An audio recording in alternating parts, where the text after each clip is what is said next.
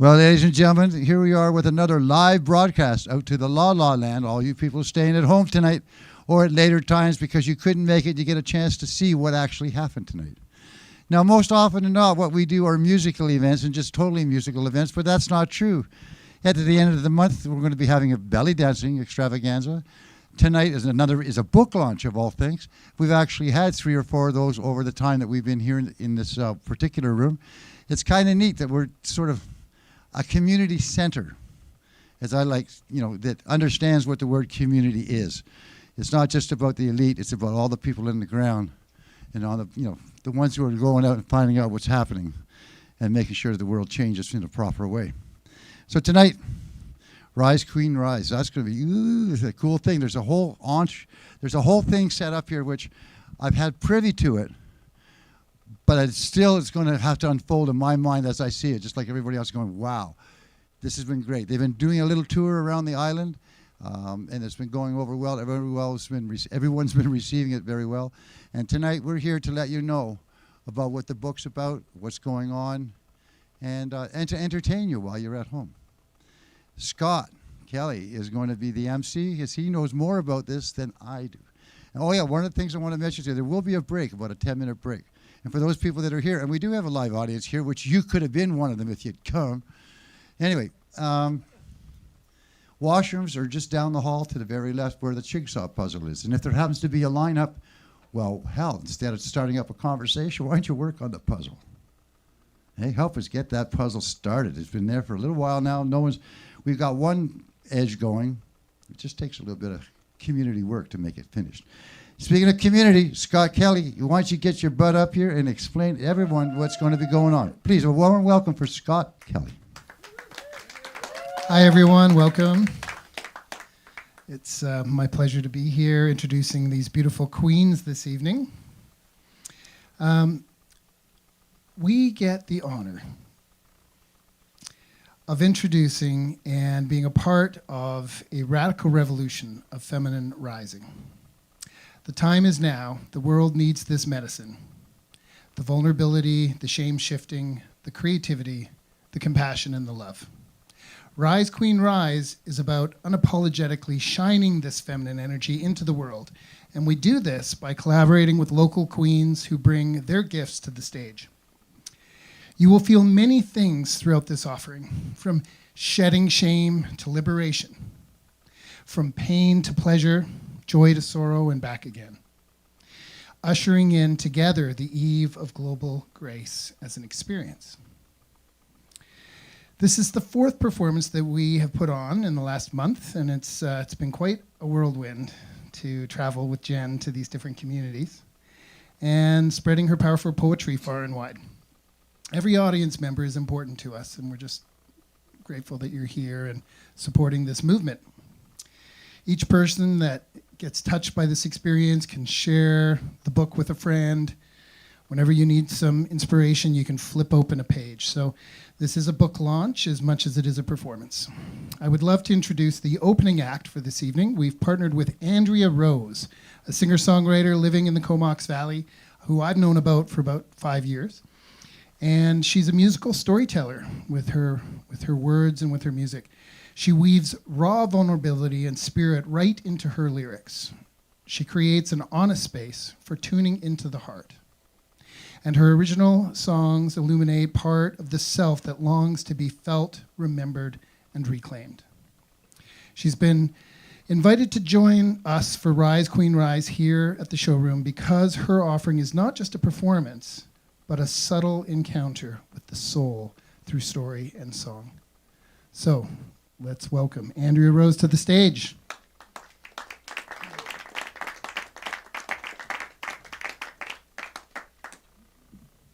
Wow, hello, hello. What a beautiful audience. Let me grab my guitar.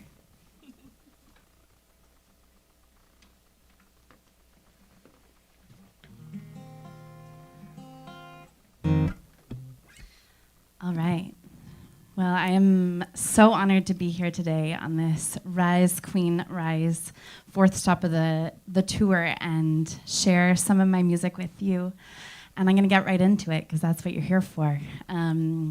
The first song I'm gonna sing today is called Imagination.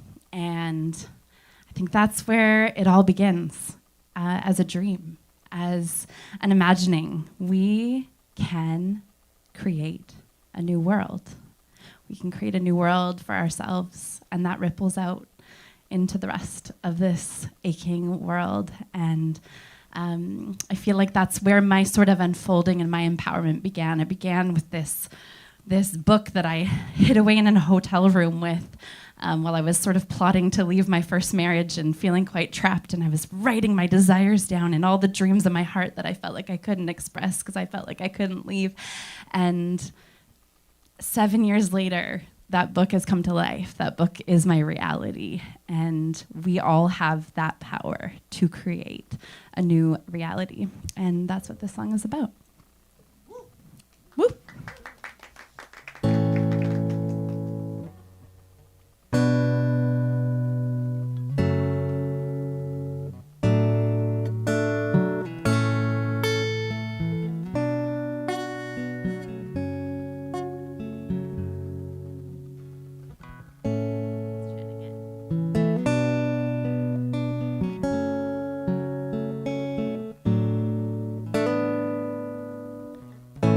I've been finding myself in bits and pieces on the shelf, reminding me a lot about when I wasn't caught up thinking just me in the universe. Back then I couldn't help but dance, live straight through my heart and my imagination. I could have it all and I could see a world where all is possible and only love matters. And I can't help but wonder if that little girl knew something. We'd hold the key to our further liberation.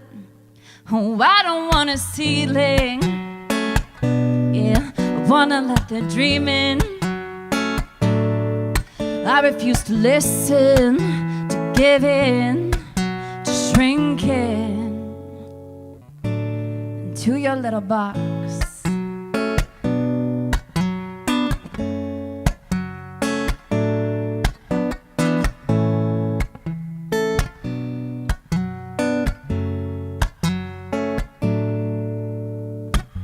I quit hiding in a shell, it's been a couple years now. Used to say I ain't allowed till I discovered that I'm a free and sovereign being. I can change what I believe, I can choose who I will be. Nothing can stop me, I can have it all and I can create a world where all is possible and only love matters. And oh, it's clear as thunder, that little girl knew something. We each hold the key to our freedom.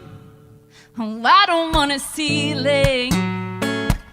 Yeah, I wanna let the dream in. I refuse to listen, to give in, shrink in. Oh, I had this feeling that life could be sweeter, that the universe is bigger and wilder and deeper than we could ever know.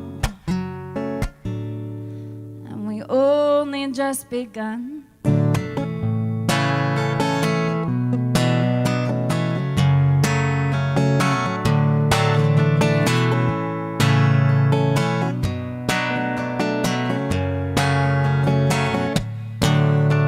Oh, do you know where you come from?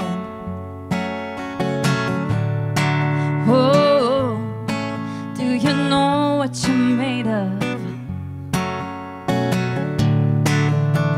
Oh, are you ready to let go of?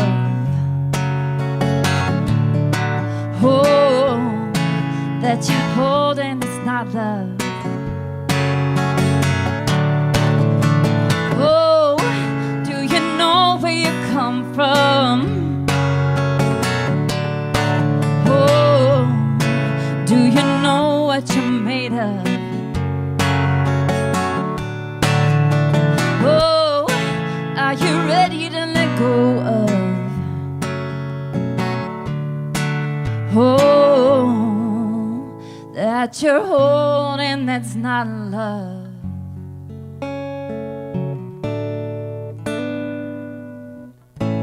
I've been finding myself in bits and pieces on the shelf, reminding me a lot about when I wasn't caught up thinking.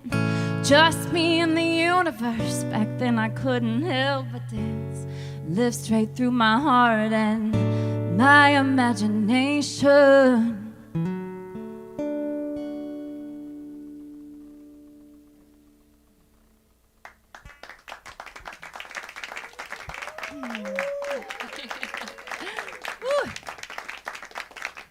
Thank you. This next song I'm going to share is called, this is an old song. This is a song I wrote when I was still in the church. I spent the first 30 years of my life in the church, and then 14 years married to a pastor, and then I saw the light.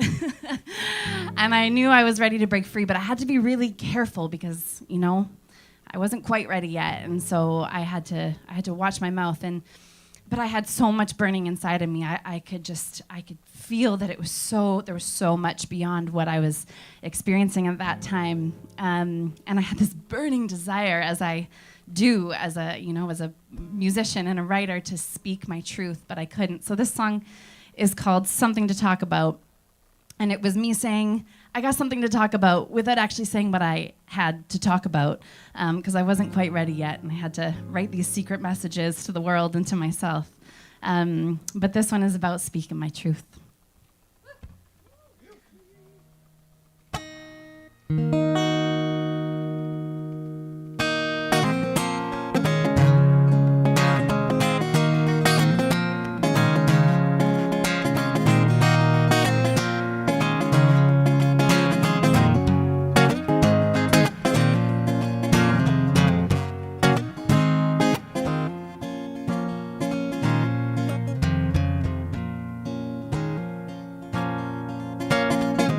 I've been quiet, oh, it's been so long, I didn't know quite what I had going on. I've been keeping secrets to myself. I got something to talk about.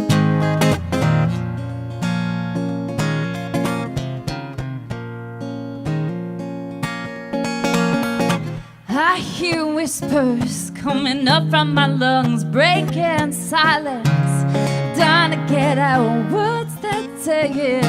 All those pretty little sounds, I could hear them making music in my head now. I've been keeping secrets to myself. I got something to say now.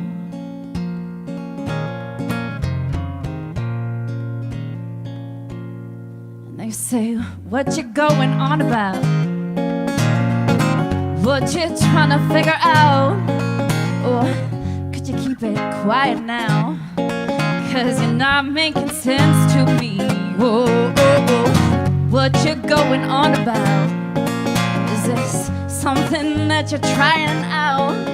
Oh, I think you should turn it down, 'cause you look like a fool to me. Oh, oh, you look like a fool to me, yeah. Oh, you look like a fool to me. Oh, oh. So what?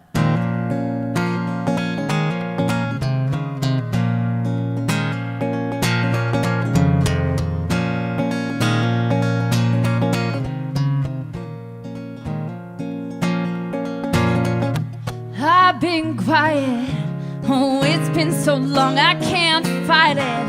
This rhythm in my bones, I've been dying, and I didn't even know. Oh, I was keeping secrets from myself. I got something to talk about, and I ain't holding it back. I'm keeping you uncomfortable. Oh, I'm letting my skin show. I might be unpredictable, but I got something to say now. I got something to say now. I got something to talk about.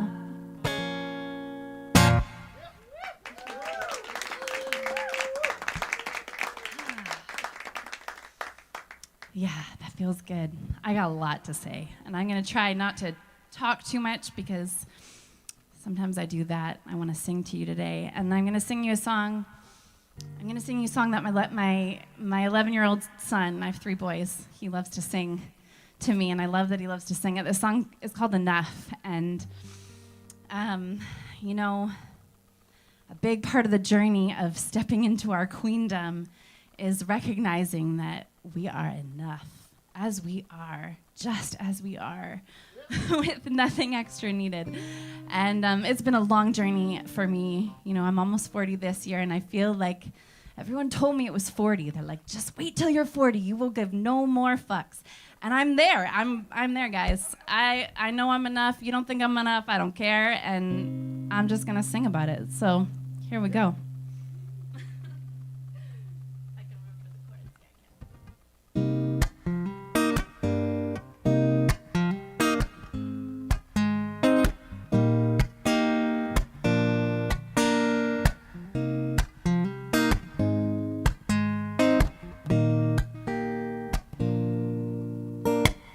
Used to think that there was something wrong with me, the wrong body or the wrong personality. Oh, I was wild, I was free momentarily, but you were lost and tried to take it all away from me.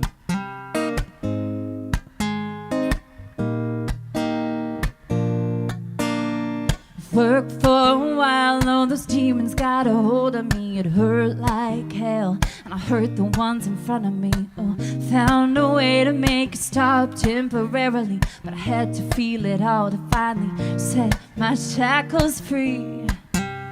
I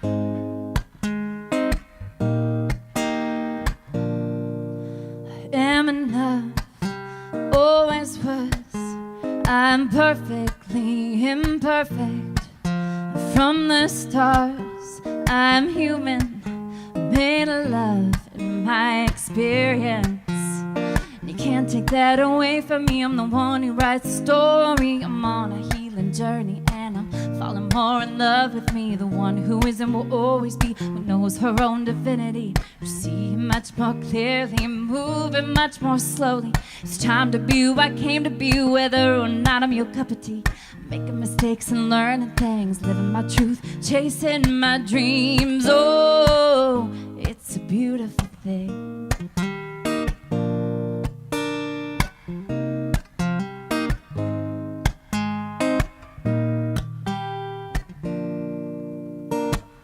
If I could do it all again, I wouldn't change a thing.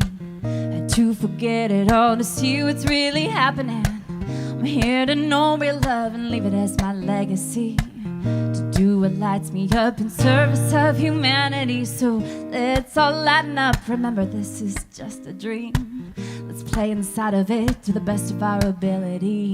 Love each other well, 'cause we are family. Let's heal ourselves so we can set each other free. And know I am enough, always was. I'm perfectly imperfect from the stars. I'm human, made of love in my experience. And you can't take that away from me. I'm the one who writes the story. I'm on a healing journey, and I'm falling more in love with me. The one who is and will always be, who knows her own divinity, who sees much more clearly, moving much more slowly. It's time to be who we came to be, whether or not I'm your cup of tea. Making mistakes and learning things, living my truth, chasing my dreams. Oh, and it's a beautiful thing.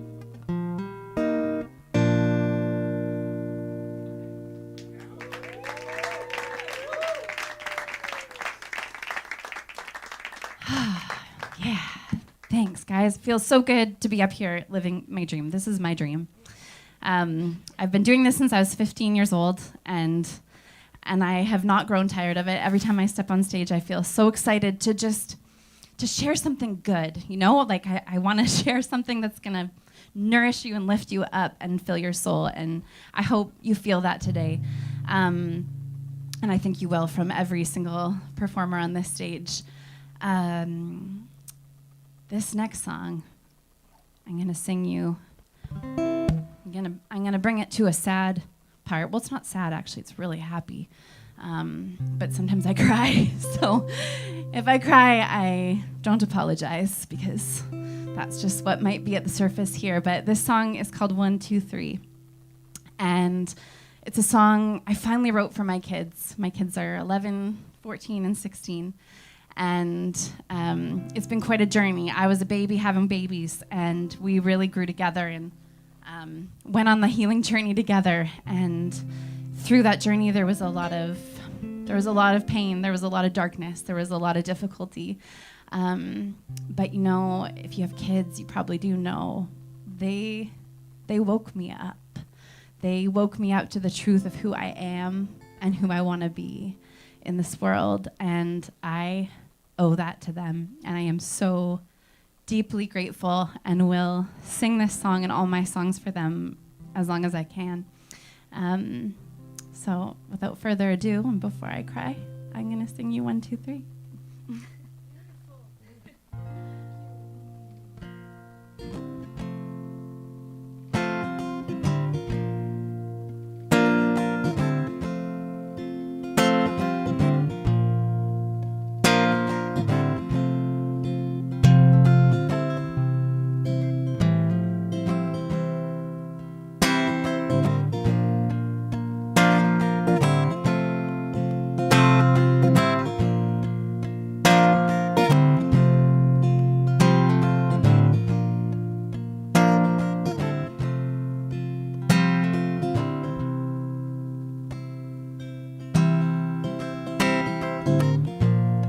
Started out nice, a 1, 2, and 3. We looked something like you'd see on TV, rubbing nickels and dimes, but it didn't bother me.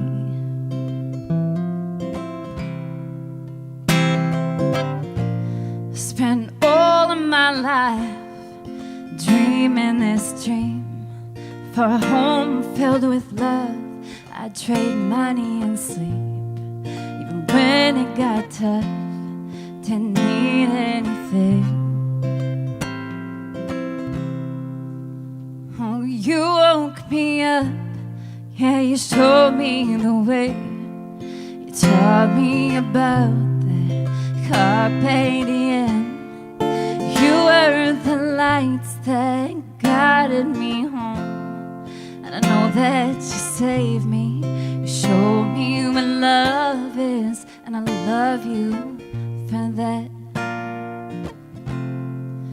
You brought me back.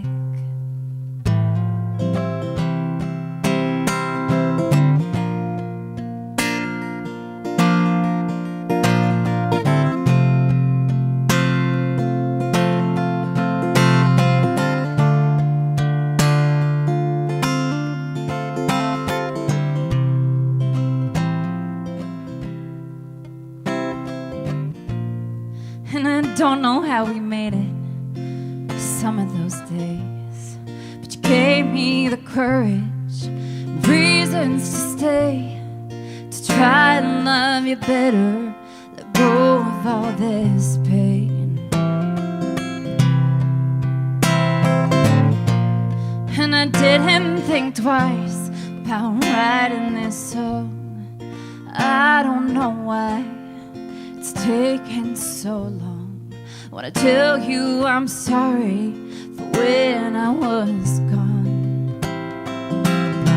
Oh, you woke me up, yeah, you showed me the way. You taught me about that carpe diem. Oh, you were the lights that guided me home. And I know that you saved me. You showed me what love is, and I love you for that. Oh, you brought me back.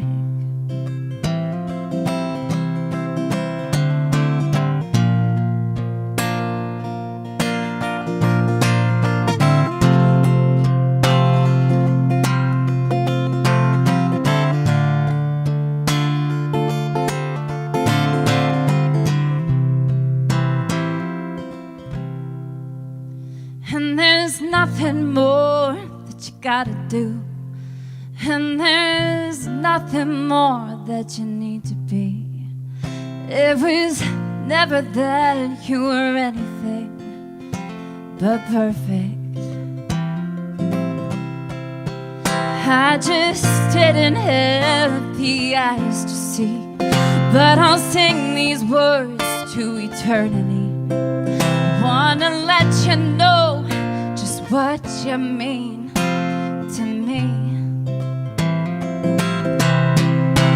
It's an honor and it's a privilege to be the mother of this lineage. I know I mess it up some days, but don't give up on me yet. I'll spend every single day I have trying to show you the love you so freely give, so you might realize just what a gift you've been.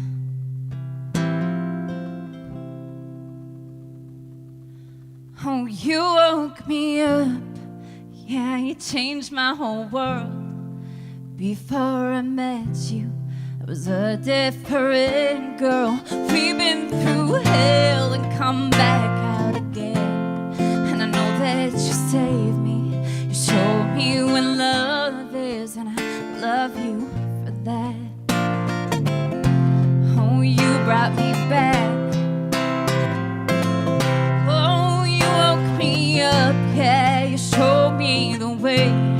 You taught me about that carpe diem.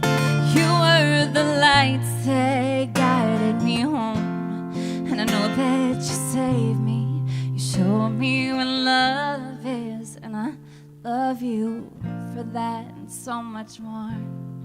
Yeah, you brought me back.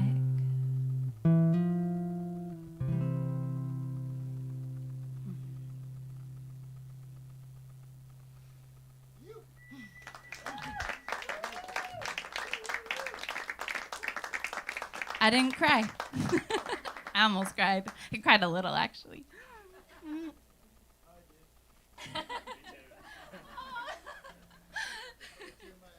Oh, guys. Oh, yeah. I love sharing this with you. And I wanna share a song with you that I might kind of fumble on the guitar. It's not an easy one for me to play standing up, but I really wanted to be in my power on the stage today. My keyboard goes up here. But I feel like the song needs to be shared at a time like this. And I'm just going to quickly ask, do I have time for one more or two more? All right, perfect. I'm going to share this one. So this song is called You and I. And I think it's us, guys. It's us. I know out there, like, we want to, like, change the world, and we want to, like, change the structures, and we want to, like, vote in a new... No, it's us. It's us. It's me and you. The most powerful thing we can do in this crazy world that we're living in right now is love. Is love one another. Is see each other, even in our differences, and change the world through how we love. And, I want to go out and I want to protest and I want to scream my lungs out, but I know that the greatest thing we can do is love, and it's you and I. It's up to us. And that's what this song is about. Thank you for being with me in this time together. It's filled my soul.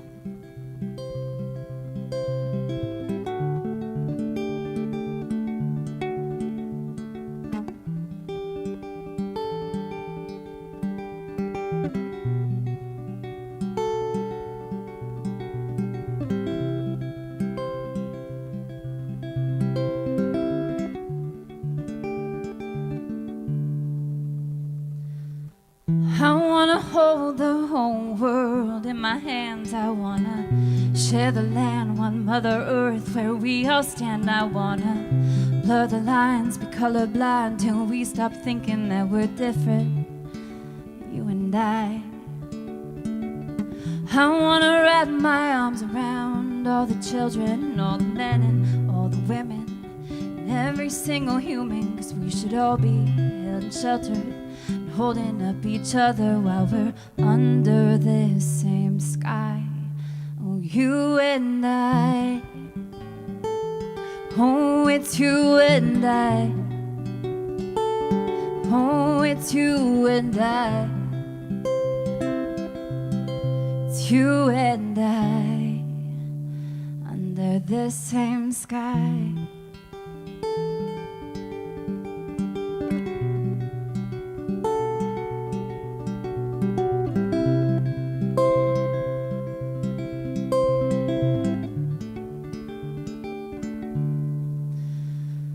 Sometimes I wanna scream and shout it, wanna change it, wanna fix it, wanna soothe it, wanna do something about it. But each time I raise my voice, I am reminded that the greatest wave that I can make is in a protest or a conquest. It's not about being the loudest, it's love. It's only love that will save the world. It's you and I. Oh, it's you and I. Oh, it's you and I. Oh, it's you and I. Oh, it's you and I. Oh, it's you and I. Oh, it's you and I. It's you and I under this same sky.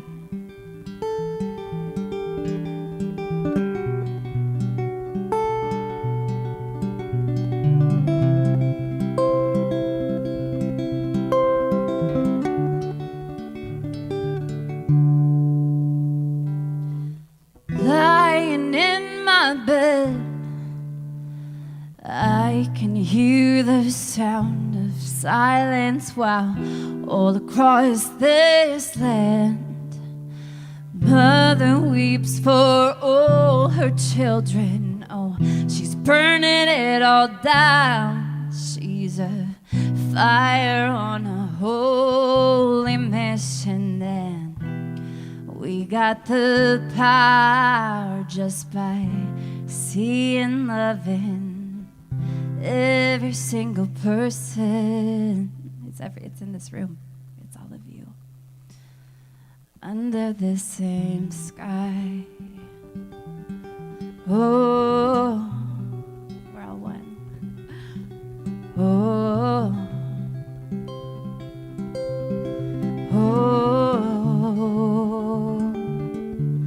it's you and I. Oh, it's you and I. Oh, it's you and I. It's you and I.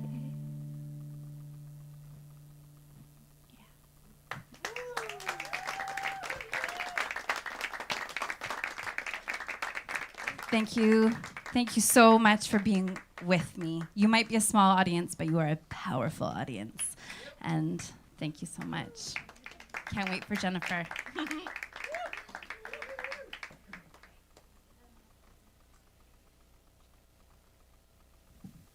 Andrea Rose, everybody.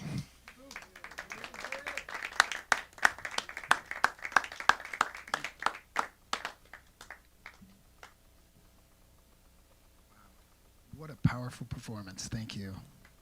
So beautiful. So beautiful.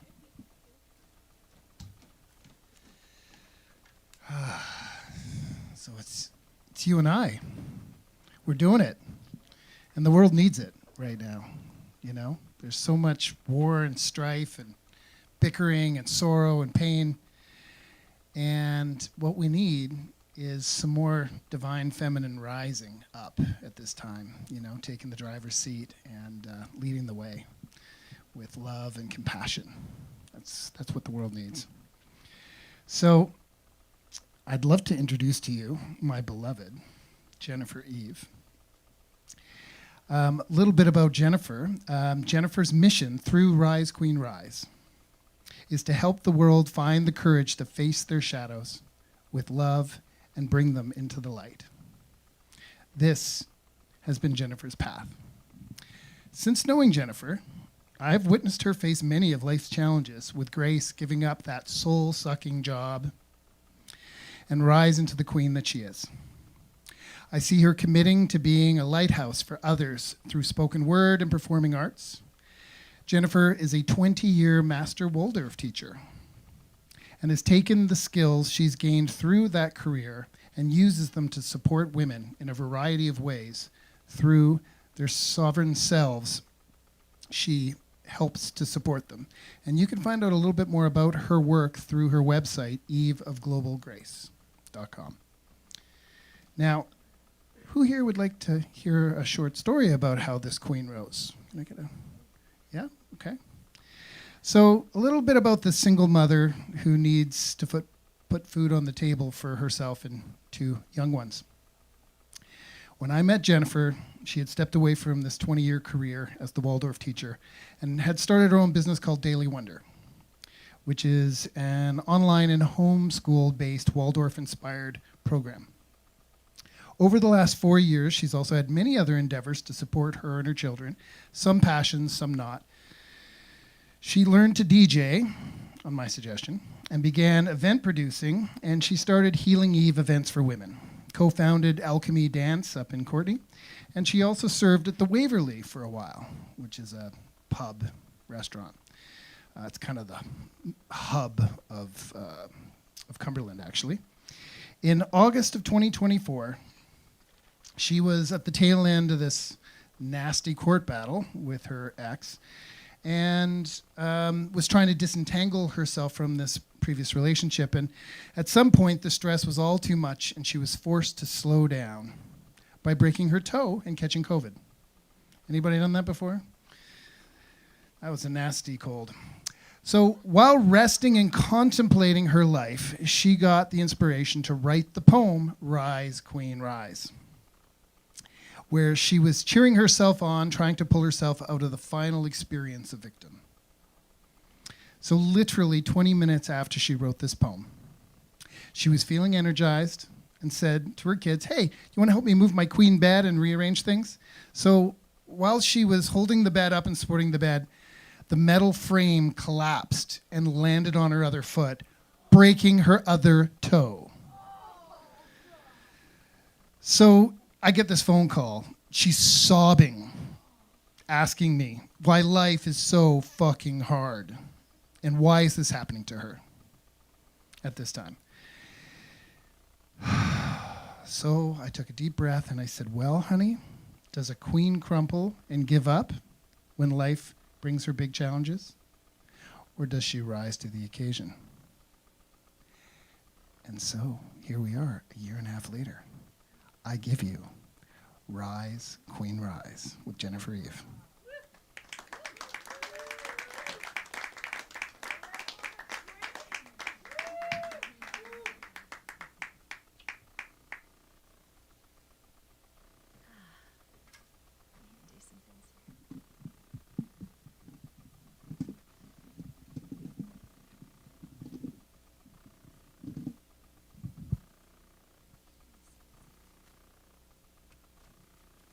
Hello, everyone. Thank you for being here. I'm very grateful to be doing this Rise, Queen, Rise and helping it rise steadily by giving this sign to the universe that I am ready. And yeah, it's time. I can feel it in the air. I can feel the need for all of us who've been doing the underground work of the honoring of the divine feminine and the healing work, that it's coming up to the surface. So this event tonight is such a gift to be able to invite the other queens and to share this with you. I started writing poetry at the age of 23. At the age of 21, I had a soul epiphany. I can remember it very clearly. I realized that my life was very shallow.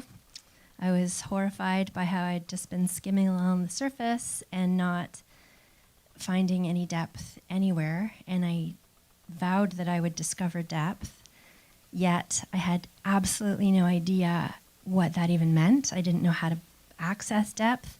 I thought I had to read Moby Dick. I actually did. I had no idea. I had no idea. So I, in the next couple of years, finished university and started working. I worked I counted 40 jobs in like a year span. The shortest was about 3 hours, and the longest was a couple of months. I was a phone psychic. I'm not psychic. Like, we did all this kind of stuff. And while I was in these depressing jobs, I would find myself writing poetry, which I didn't know was in me. And we had the big ass computers, and I'd just be like hiding behind the computer writing poetry, and it was soothing my soul. So I discovered early on that I loved writing poetry and that it was satisfying and that I wanted to share it with others. And it was like a soul whispering to do so. But then my life took a different turn, and I discovered depth because I tumbled into like karmic lessons for like 20 years and really went deep in life and faced a lot of shadows and have come out the other side in the last 6 years. And writing has been this consistent thing from the beginning that has soothed me. So there's just this part of me that feels like I'm supposed to share it with whoever will listen. So I'm grateful that you're here. I just also want to thank my beloved for supporting me through all this and being the MC, and I dedicated the book to him because there's a lot of blessings in being able to blossom in the light of love. So I'm very grateful. Thank you so much. And yeah, before I begin sharing, these poems, I tried to shove them down. I tried to ignore them. I thought it was ego, like I just needed validation, but they haven't left me. And this is 3 decades. I started 23 and I'm coming up to 53, so 30 years. And I eventually just made peace with that. They're supposed to be shared with the world, and it's expressions of being a girl in the world, a woman in the world, a mother in the world, a queen in the world, and looking forwards to what it might be like to be a crone or what the shadows are of that. So it's a bit of everything. So I'd like to introduce chapter 1, which are poems from my 20s. And it was called, this chapter is called Soul Awakening. And I titled it Glimpses of the Matrix and Unintegrated Wisdom, because I think in our 20s, we're so intellectually alive and savvy, and so we have a lot of knowledge and we see a lot of what's going on, and we can talk about it in these really knowledgeable ways, but it's not integrated, it's not wisdom, we're not able to live it yet. So, chapter 1. The first poem is called Girl on a Magazine. And it really speaks to how I was feeling around the standard of beauty in the world. This is the mid-90s, standard of beauty, and just how it feels at 25 for me to feel like I was aging already and that I was losing a spark. Is fascinating when I think back.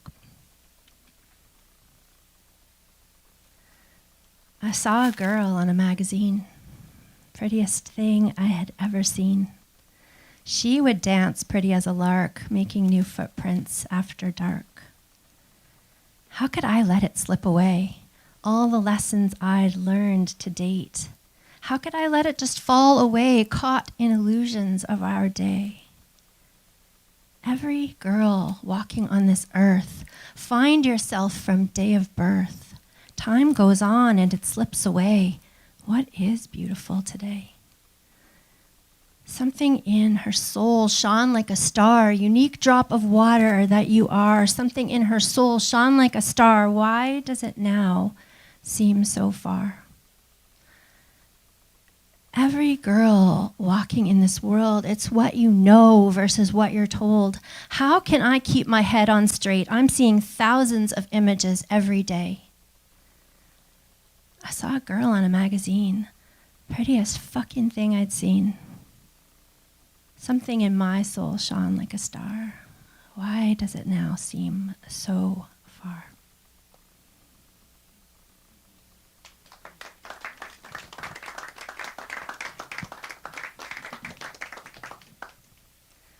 I often think that when I wrote that, I was living in Toronto, and the images I'm seeing are on magazines and on subways and stuff. So just imagining my teenage daughter and all the girls and all the images and all the boys and all the images they're seeing now is absolutely insane.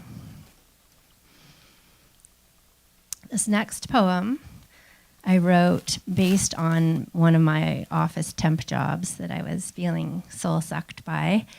And it's really, like, again, I'm such a firm believer that now that I'm in my 50s, I can look back and I know my soul knew something and knew where it was trying to get to, and it's just a process of a journey of life. But my soul back then knew that there was more to life and knew that we shouldn't be stuck in these 9 to 5, what feels like a prison sort of sentence, just making the money to live the life. So I might have known that, but I didn't know how to live it at the time. So this is called Soul-Sucking Office Job. I've got this strange itch, this fidgety buzz, this unsettling feeling that's inside of me, and I can't stop it, and I can't ignore it, and it's coursing through my entire body. I want to run naked through the trees. I want to feel sea waves crashing over me. I want to dance to drums that fill the air. I want to laugh and sing without a care. But for hours on end, I make no sound, and I shuffle papers with my head down, occasionally responding to irrelevance with a pathetic attempt at a look of amusement. Wish I could say just what I think, that your thoughts and your jokes, they make me sick. What would you say if I started going mad and laughing out loud? If I took off all my clothes and ran through the halls? If I started doing dances and knocked over the cabinets? If I started doing chants and changed the date on the stamp? What would you say about what you saw, that I have a serious chemical disorder, that I was created faulty? There's no saving me. And all the while I'd be laughing hysterically because you don't see my behavior as normal. You don't feel the constraints, the invisible chains keeping you down and holding you tight, with no desire to kick and no desire to fight, with a blind acceptance of this as your fate. You don't understand my need for change. And when my straitjacket body passes your face, your view of the world stays in the same place.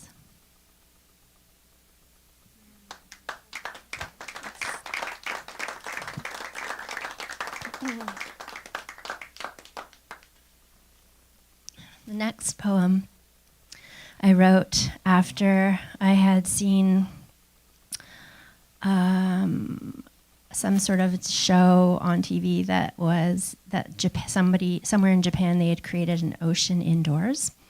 And I thought that was really fucked up and really strange. And it got me kind of thinking about, what kind of world are we building? Again, this is the late 90s. And then I saw an article in the Toronto Star that said that Pepsi might be able to get the rights to put their logo on the moon.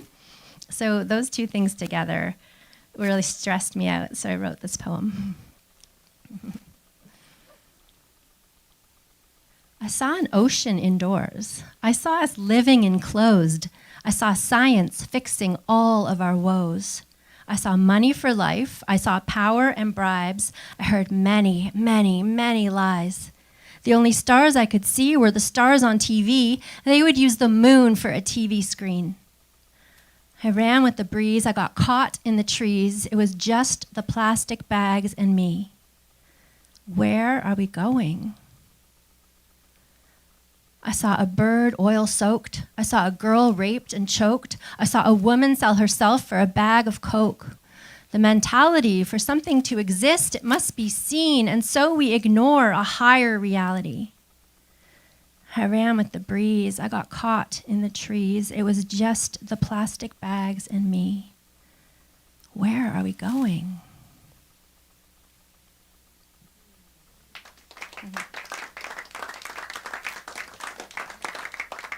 And it feels like so much is coming up to the surface now in the world that we can really admit and look at. And, in that poem, again, 30 years later, like nothing's changed except we got on top of the plastic bags. I have to give credit where credit is due.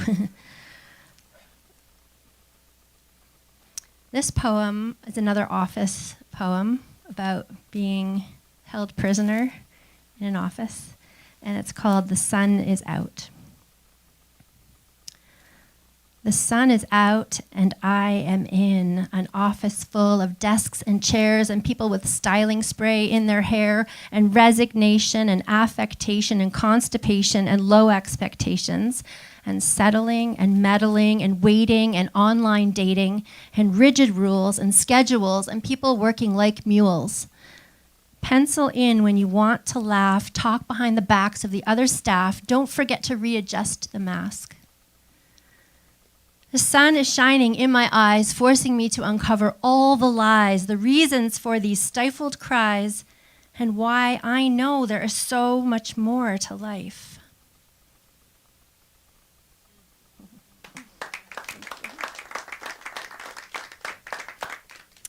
This is the last poem of chapter 1 from my 20s that I'm sharing tonight.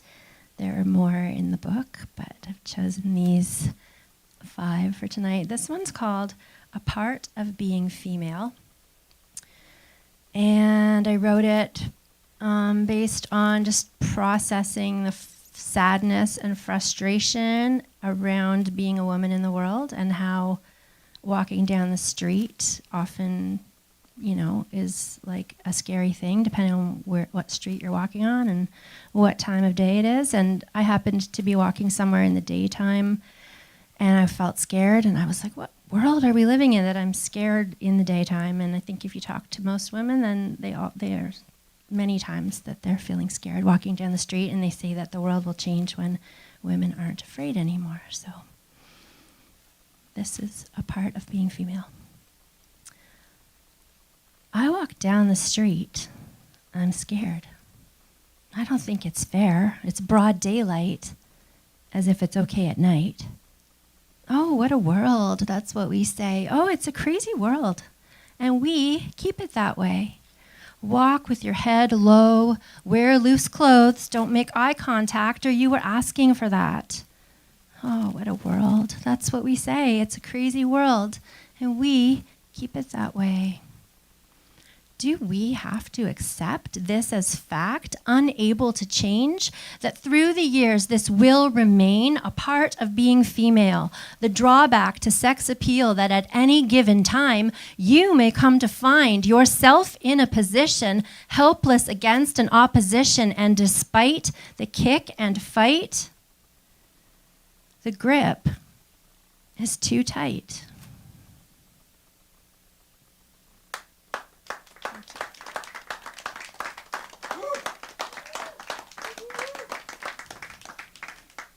I think it's going to change. I think it's starting to change because we're becoming more and more aware.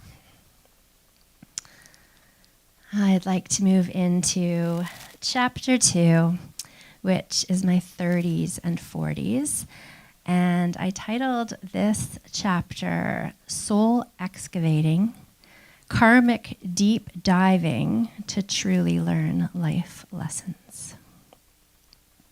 And the first poem is called "The Shadow." And I wrote it in my early 30s before I knew what shadow work was. So I didn't name it that at the time, but I've named it that in the last 5 years or so. I was unconsciously tumbling in the shadow. I did not know I was in it. If you can't see it, then it doesn't exist. I live like this, but the pain persists. Shut out the noise and close my eyes. Lies, lies, lies. Back of the closet, behind the bed, lost in that pile, don't unravel the thread. behind the dresser, behind the drawer. Ignore, ignore, ignore. What is that tapping, that gnawing pain?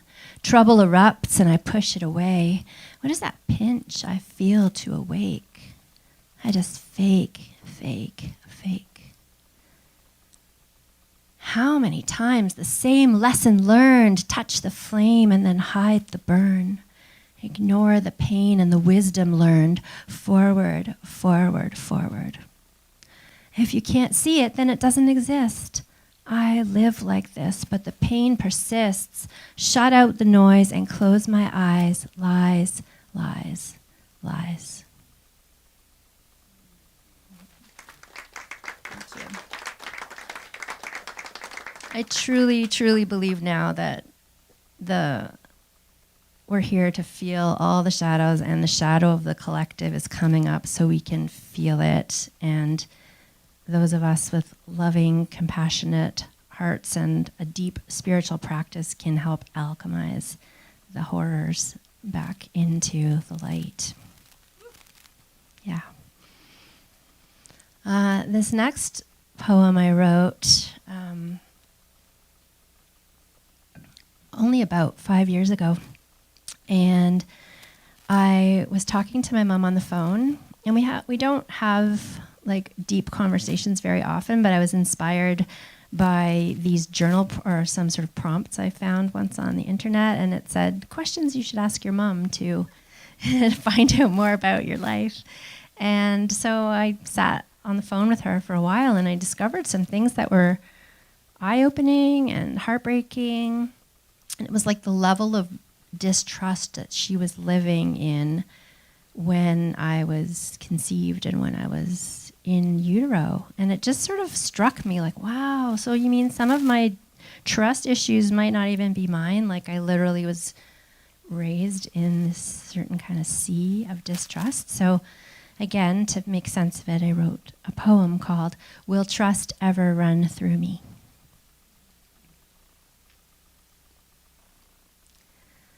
Will trust ever run through me, like iron in my blood, through my veins, to maintain, to sustain, to refrain from self-betrayal on every level all my days? Will trust ever offer me a true ground, a place from which to safely view the world? Before I began in this form upon the earth, there I was floating and becoming, silently absorbing in an ocean of inward eternity, a cellular memory in a sea of distrust.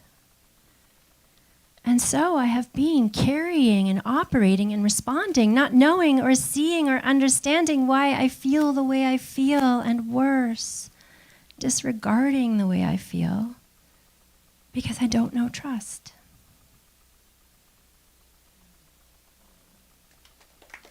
Thank you. Building self-trust was a really big one for me. I didn't even know what that meant. It was like, what is that? And it's just baby steps of building it and showing up for yourself consistently and not betraying yourself over and over and over that finally builds it. And trust can run through me. It does now. Mm-hmm. Yay. This next poem I also wrote about 4 or 5 years ago. And it's like a healing. It's acknowledging all the pain of being a girl and a woman in the world. Certainly a woman that's like, you know, we grow up, we don't necessarily learn boundaries and self-worth and all these things that would really help us navigate relationships. And so I was feeling a lot of pain around that. And I feel a lot of pain as a woman, but I also really have a lot of compassion for men and what our culture has done for men as well, as far as how to, you know, love yourself and how to be in relationship. So this poem is called Broken-Hearted Goddesses.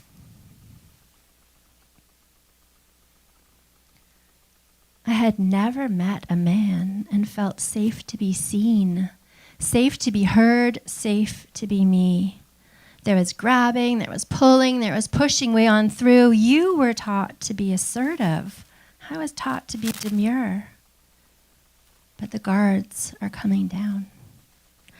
Broken-hearted goddesses, broken-hearted gods, trying to be put back together against all the odds. But the guards are coming down. Women in the river, women on the road, we carry heavy packs, we carry heavy loads, coming from the wilderness, life weighing down heavy on our shoulders to our feet through the ground. But the guards are coming down.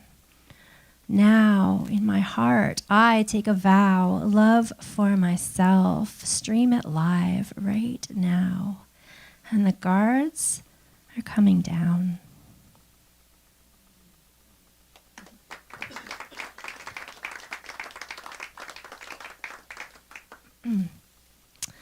This next poem I wrote about 4 years ago. I had done a really beautiful deep soul dive therapy session, and I had this wonderful image of this dragon that had been protecting my heart for however long, maybe lifetimes. It was protecting me, and I was able to honor that was a necessary part of my journey, was to have a very closed heart to protect myself. And so this poem is about honoring the dragon I created.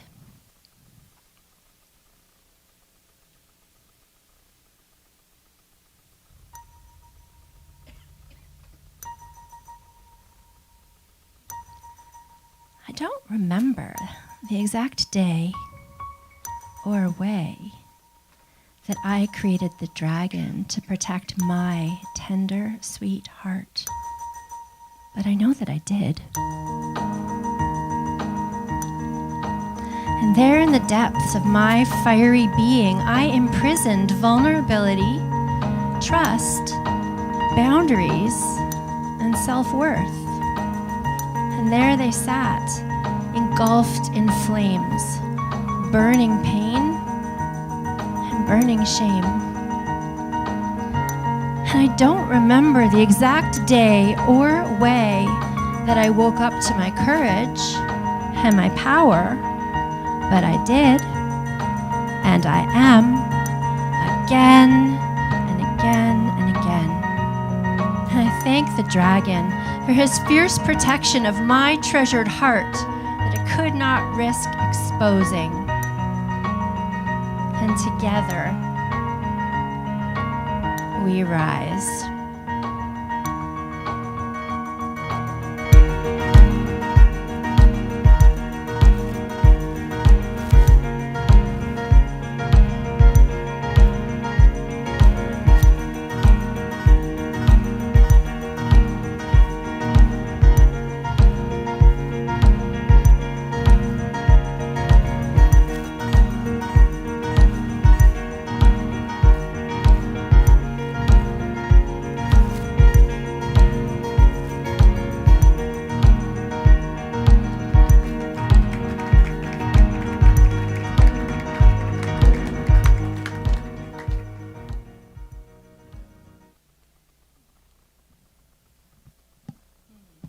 Thank you.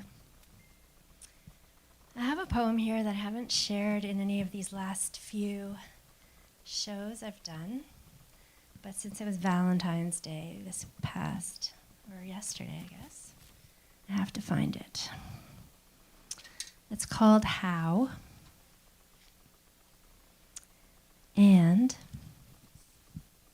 I wrote it a few months after I met my love, the dragon. And I love sharing it when I can, because it's such a tender expression of what it was like for me to fall in love for the first time at 48 years old.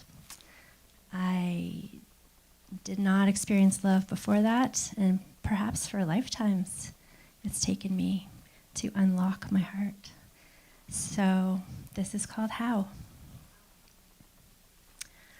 Already, through one season of the fall, like wind-blown leaves stripped from trees, I have been stripped of old thoughts, patterns, and ways that held me prisoner in my mental cage.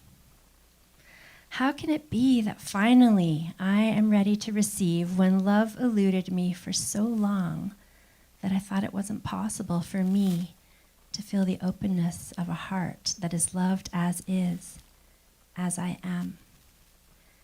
To sink into the serenity of safety, of bliss, without the show, the performance, the alertness, the guarded woundedness that I thought love was.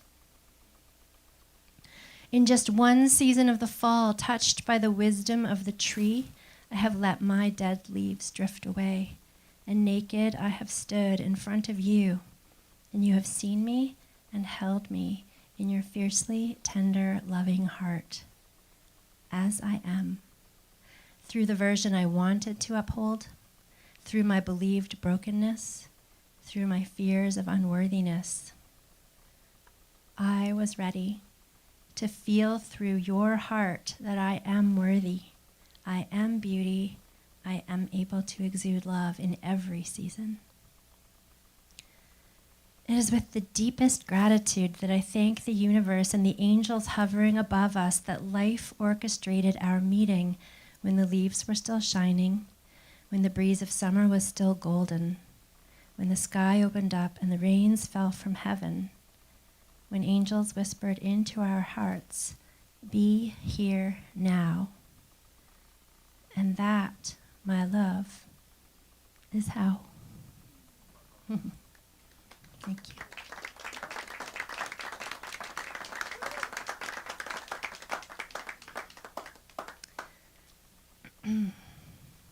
So much of my life has had really epic life experiences that have brought a lot of shame, and I finally saw, oh wow, I have quite a pattern of like really big situations that I've had to learn over time to love instead of run from. And I wrote this poem 4 years ago after I had been to my first Otherworld event, which, if you know, is the regional Burning Man that happens right around Lake Cowichan every year. And it's such an amazing opportunity to just let all of who you are out into the open and celebrate it. So I was so struck by the experience of bringing whatever I thought was like the shameful, dark parts of me out into the light and celebrating them, that we even had a shadow wedding. They have these pop-up chapels, and Scott said, why don't we get do a wedding? And I was like, we should do a shadow wedding. So we created this amazing, like these characters and put on this whole performance art where we married our shadows. So I wrote this poem when I got home. It's called My Shadow to the Sun. Here I stand before you now, light and dark intertwined. I've merged into one. So I'm done. No more crawling on my knees through the streets, through the dirt, shadow dragging in the mud. Scared and lost little girl had no worth. But now I'm found. Found myself, became the one, brought my shadow to the sun. In the light of all I am, saint and sin, lose and win, and begin.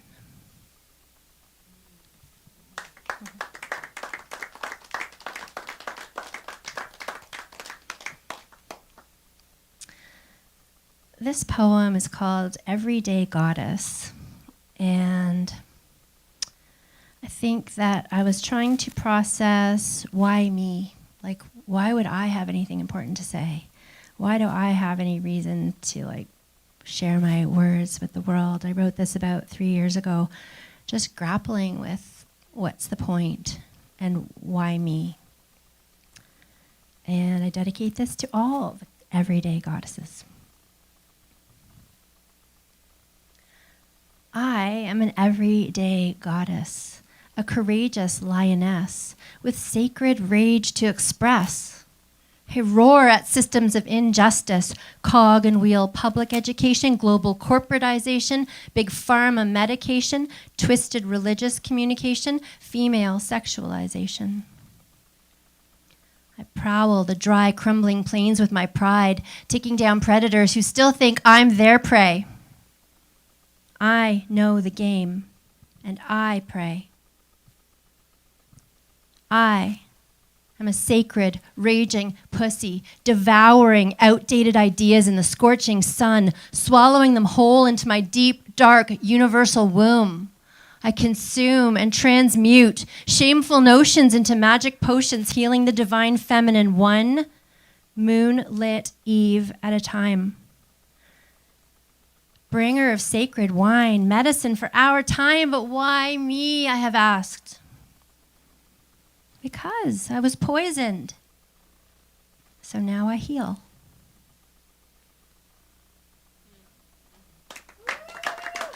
I think it's as simple as that now. We all have a message.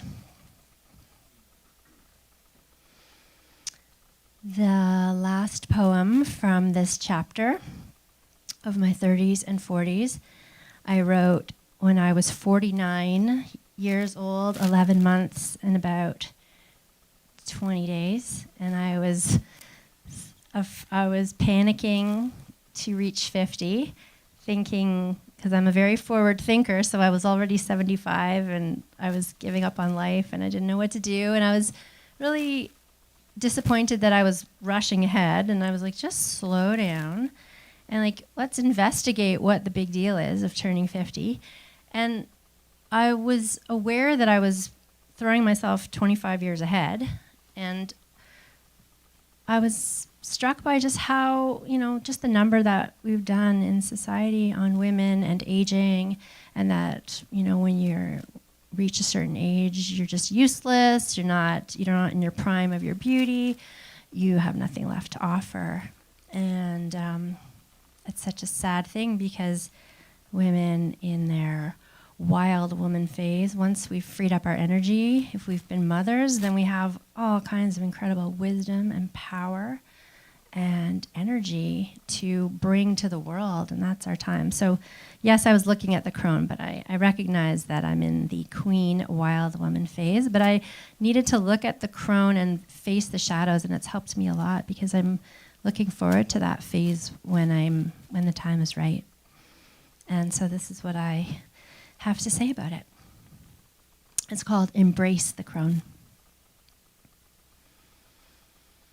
I heard the words, embrace the crone. I heard them whispered on my soul.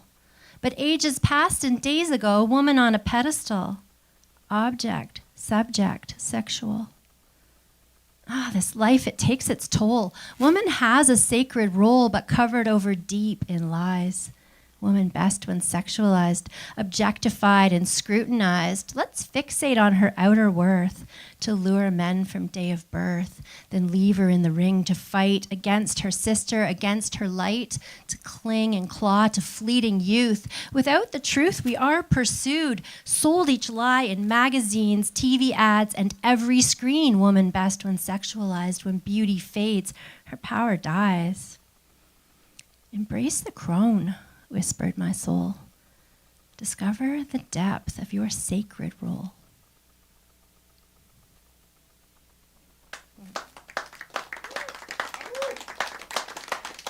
Thank you very much. May I invite Scott Kelly to the stage? I've completed chapter 2, and you can...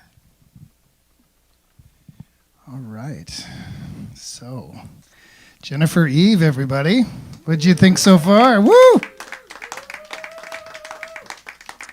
So we're going to take a 10-minute intermission. There's an opportunity to get drinks and snacks and book signing and to purchase your very own Rise Queen Rise book, which I like to pick up every second day and flip to a page and get some inspiration. So I invite you to do that, and we'll come back and I'll introduce you to Tatiana.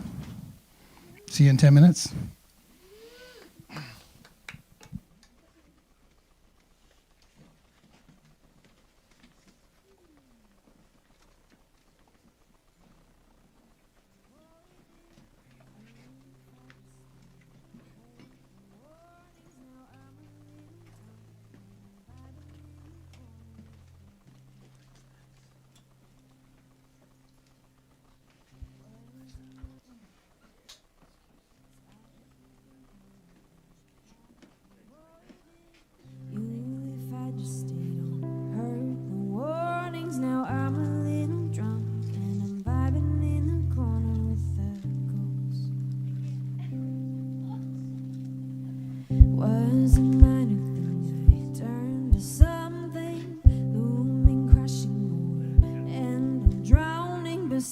it's not my style. I'm trying not to make a scene. My heart proved more fragile than your ego. All the words that I hurled didn't bite, didn't tear you apart. 10 deep breaths and I'll scatter like in the snow. If I could let it go, then I would, but it's so damn hard. Thousand lights are flashing, balls so blinding. I'm the epicenter, and finding the voices speaking out, laugh too loud, ripping through my veins. My heart proved more fragile than your ego. All the words that I hurled didn't bite, didn't tear you apart. 10 deep breaths and I'll scatter like in the snow. If I could let it go, then I would, but it's so damn hard. I wish you hated me over apathy. I had crowned you with fears and my childish hopes. I wish you hated me over apathy. I don't care how you feel, but it kills me that you don't. My heart proved more fragile than your ego. All the words that I hurled didn't bite, didn't tear you apart. 10 deep breaths and I'll scatter like a snow. If I could let it go, then I would, but it's so damn hard. 10 deep breaths and I'll scatter like the snow. If I could let it go, then I would. That was something I was saying with the team as well.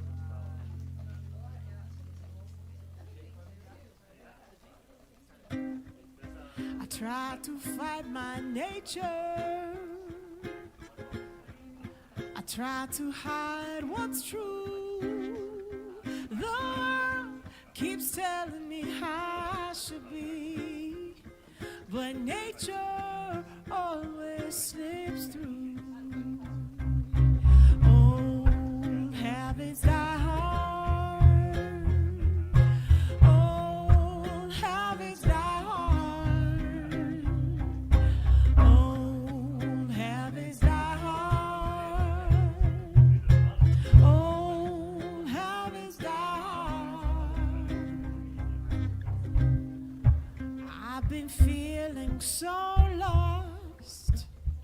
So many voices in my head.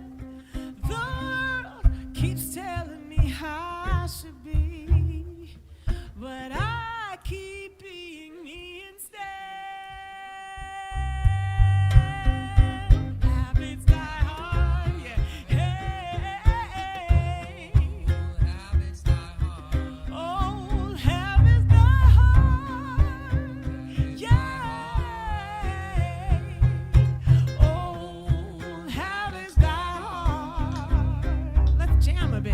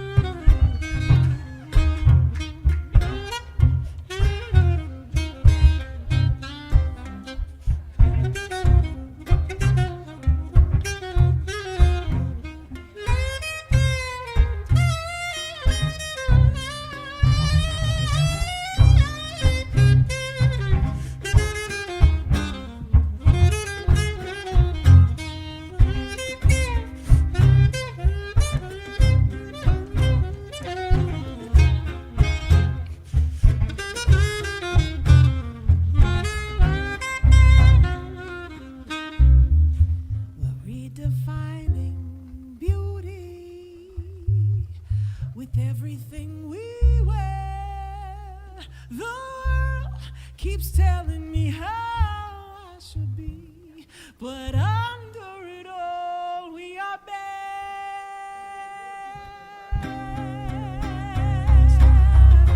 Oh, hell is the heart, yeah.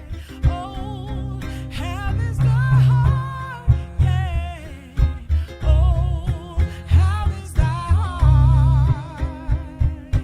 Oh, hell is the heart. I can't help myself. I can't help myself from being myself. I can't help myself.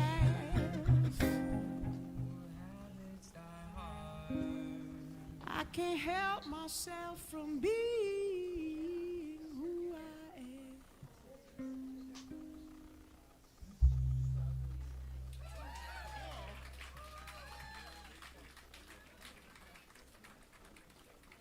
Cool. That was exactly what I wanted to happen. All right, here we go. This is the same. How does it start?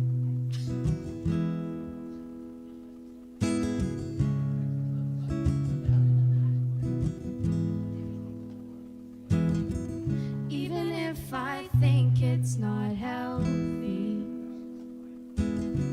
even if I think it's a waste,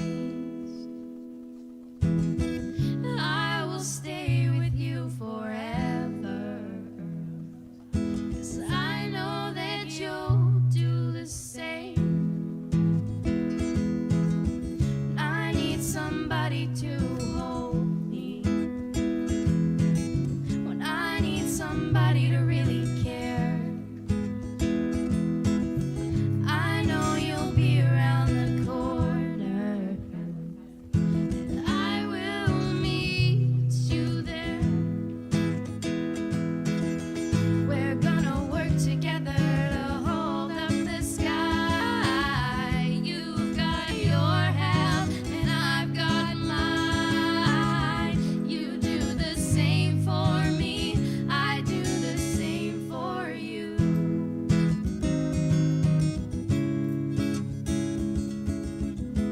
I would wait for hours just to see your face.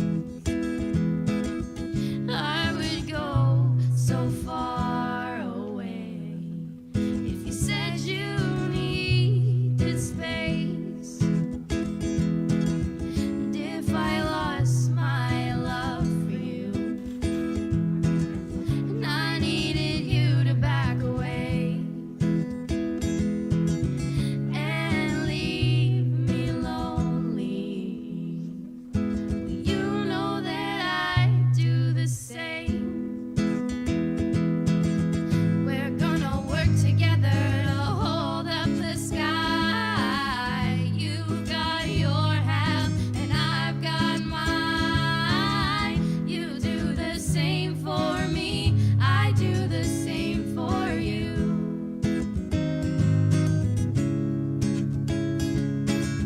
You do the same for me, I do the same for you.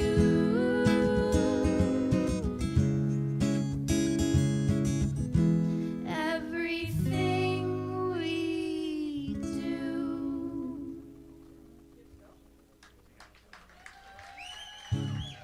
Oh, that was awesome. Thank you, Paige, for doing one song.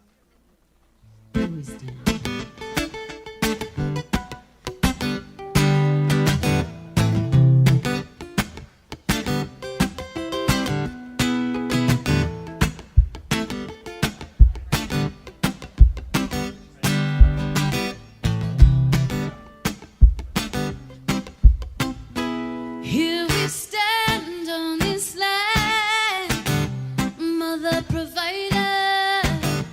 All along this way, she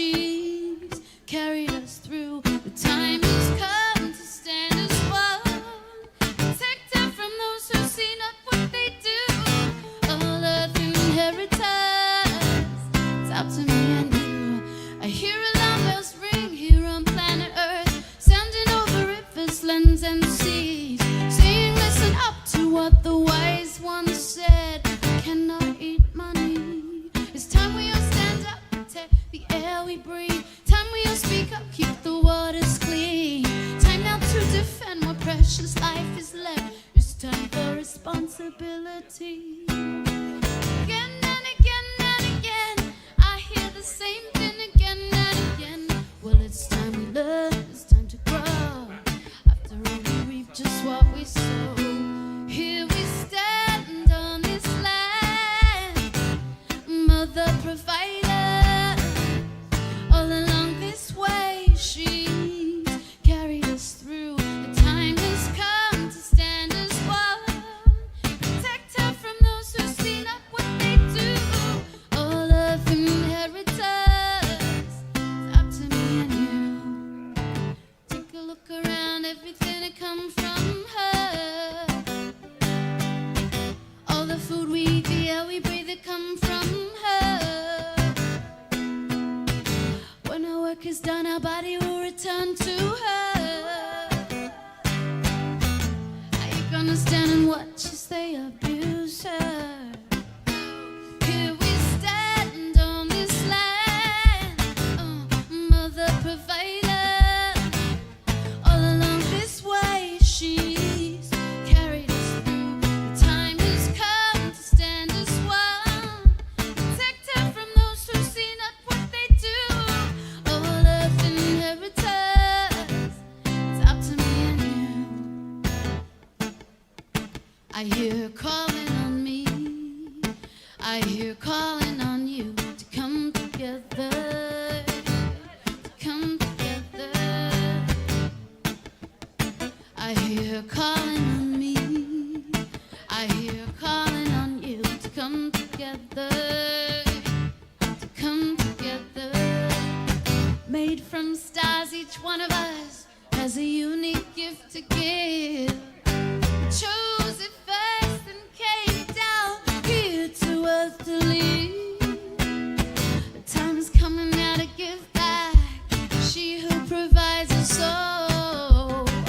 Earth's loving children, heed the call. Here we stand on this land, mother provider. All along this way, she's carried us through. The time has come to stand as one. Protect her from those who see not what they do. All of inheritance, it's up to me and you. Here we stand on this land, mother provider. All along this way, she's carried us through. The time has come to stand as one. Protect her from those who've seen up what they do. All of inheritance, it's up to me and you.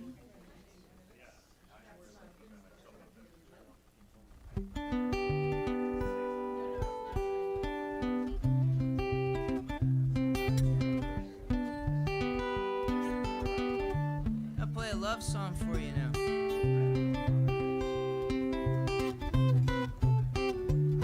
It's called the Tetris song. You fell into my life like a Tetris block. Cleared away the puzzle, made my heartbeat drop. But this old game feels just like brand new. Oh, honey, it's true. You're all I wanna do. The only thing I think about is you. We melt together like whiskey and ice. I get drunk off the look of your eyes. So let's stay up all night and dance like fools. Oh, honey, it's true. You're all I wanna do. The only thing I think about is you. 7 billion people are sitting on this world. The 3.5 billion out of them are probably girls. Oh, divide them by beauty and add a little love. Move the decimal and carry over two. The answer every single time is you. You're a little brighter than the stars in the sky, pretty as the colors in the northern lights. I wanna be the man that's in your moon. Oh, oh, honey, it's true. You're all I wanna do. The only thing I dream about is you. I can feel it coming in the air tonight. I could push your buttons if I'm looking for a fight. But I will play the song, you pick the tune. Oh, oh, honey, it's true. You're all I wanna do.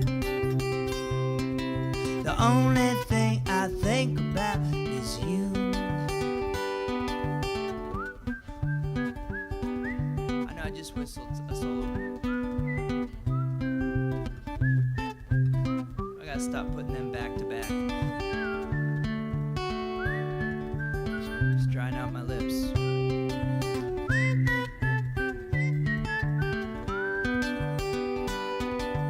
7 billion people are sitting on this world. 3.5 billion out of them are probably girls. Oh, divide them by beauty and add a little love. Move the decimal and carry over 2. The answer every single time is you. You fell into my life like a Tetris block. Beat the high score, stop the clock. I know this game is sometimes cruel. Oh, honey, it's true. You're all I want to do. The only thing I All right, think can I about invite everybody back to their cross my seats for the mind. last part of the show? Day or night I dream about you. I would love to introduce to you the next performer, the third queen joining the performance this evening.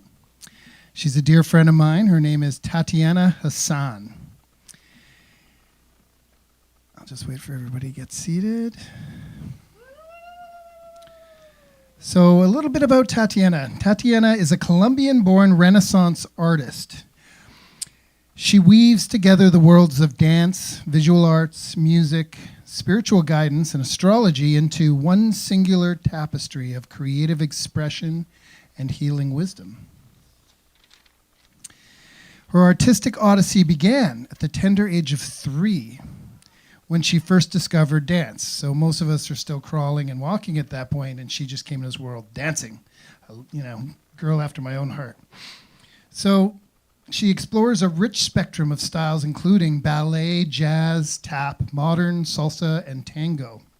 We did an event, coincidentally, 3 years ago at the Cedar Hall where she did this beautiful flow fusion where she taught people how to dance, and then we had a big dance party afterwards, and it was a beautiful success. And I'm so thrilled to have her back in this venue, this style of performing to art. And so alongside her natural affinities for music, painting, writing, and acting, cultivating a multidisciplinary artistic foundation that would define her life's work. In 2018, she moved to Canada. I met her shortly thereafter. And she established herself as an independent dance and theater artist. You can find out more about her work at her website, tatianahassan.com. We're honored to have her featured as the dancer this evening. I'd love to welcome you, Tatiana, to the stage. Ow!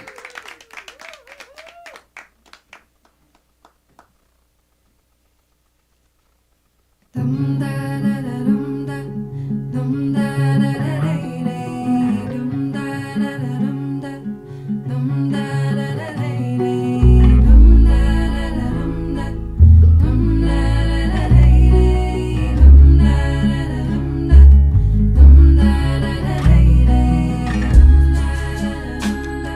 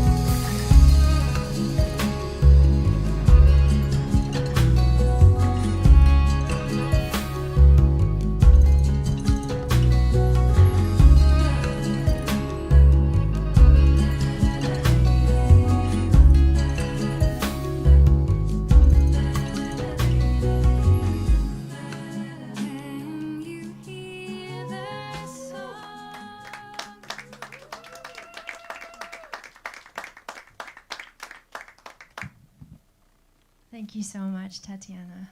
I really love her dancing so much. I'm so honored that she's here. I now come to chapter 3. They say not every crown is forged in gold. Some are forged in shadows and moonlight. And this beautiful crown was actually purchased by my beloved before he met me. He saw this in a shop and thought he should call in his queen. And sure enough, I came along a few months later. It's a crown of protection. It has black obsidian and railway ties in it, which I find it's probably the only kind of crown I could ever wear. So very grateful. This chapter 3 is my 50s, and it's called Soul Rising. And it is about healing with vulnerability and resiliency for myself and generations past and future. And the first poem, chapter 3. The first poem is called Sweet Inner Child of Mine. And I don't think it needs a lot of explanation. I'll just dedicate it to all of you with a sweet inner child. Sweet inner child of mine, dancing in the dappled sunlight on the kitchen floor, playing with my mother's. Let me start that one over. Sweet inner child of mine, dancing in the dappled sunlight on the kitchen floor, chasing lit up dust particles like stars straight from heaven, playing with my mother's glass elephant gently under the coffee table, lost in dreams of innocence with no tomorrow in sight. Where are you, sweet inner child of mine? Where did you go? Are you still hiding in the closet, waiting to be found? My dear, that game ended a long time ago. All those friends have moved on. It's a new game now. Now, my love, you must seek yourself.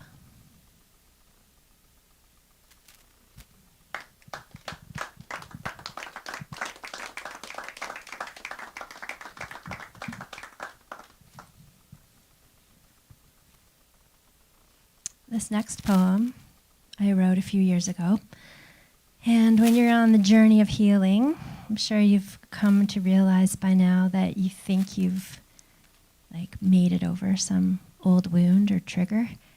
And then just because 6 months or a year or something goes by, and then it comes back and you're like, oh fuck, I thought I had overcome that one. And I wrote a poem when I was unexpectedly hit with something that I thought I'd kind of moved past.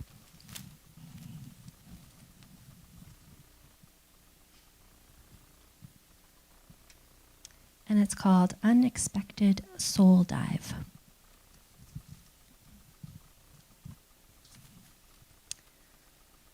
I was swimming deep in my subconscious, yet unaware I was there. So naturally, I was startled when old fears arose to bite at my toes from under the waves of the dark black sea. I wanted to push them back through the frothing waves. Try as I might, the wish was futile. I had no choice but to let them remain, swimming around in my foggy brain. If I latched on to just one for long enough, down I would go. But instead of taking that old journey of self-loathing and pity all the way to the bottom of my subconscious sea, I shed some tears and spoke my truth and shared my thoughts and told old stories and felt the fear and held my heart and stayed in love with my tender, sweet self. And through the nights and days it lasted, I somehow trusted that this would pass, and like a cloud on a windy day, one moment I was tormented, and the next, it was lifted away, and lightness returned to my once heavy heart. And in the days that have passed since my subconscious swim, I've come to understand just what happened.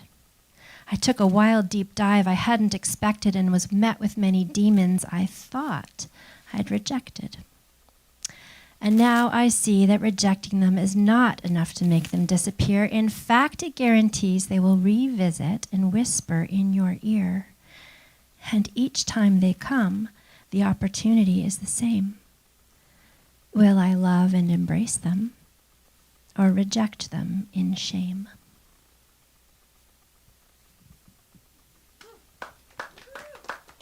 Thank you.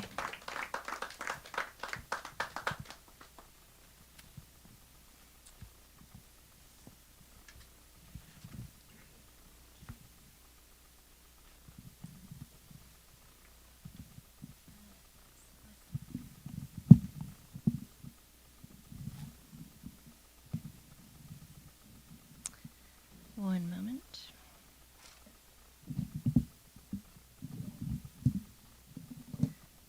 The next poem still feels.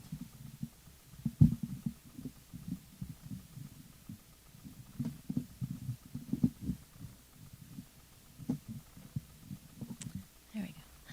The next poem is a long poem that my editor suggested I try to whittle down, but it had all these necessary components to it that I just couldn't get rid of.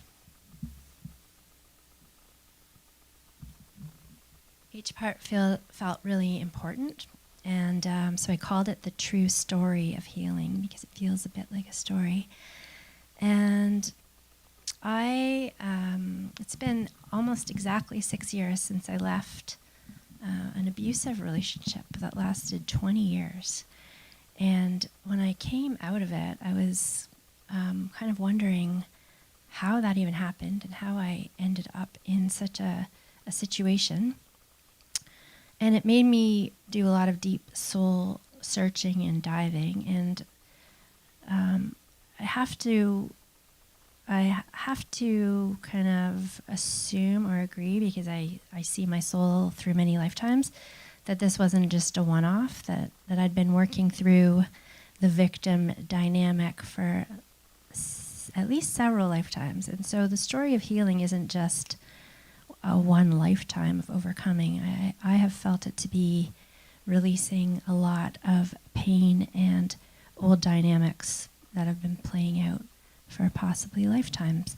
And so whenever I've heard things like, oh, just let it go, like let something go, like some huge pattern that you have in your life, I would get really upset and frustrated, because it's not easy to let something go. But then I once heard someone say, you should just loosen the grip on these things, like on these old patterns or fears or whatever it is. And that made so much more sense to me. Like, I can do that if I'm clenched in fear, but I can just loosen enough to feel a little bit more love, a little bit more compassion. That made a lot of sense to me. And so I feel like healing, it's about letting your nervous system catch up with what your brain might already be like, okay, everything's fine, like you've moved on, why don't you feel happy, why don't you feel better? So that is what this poem is about. And I would love to invite Tatiana back on the stage for this one.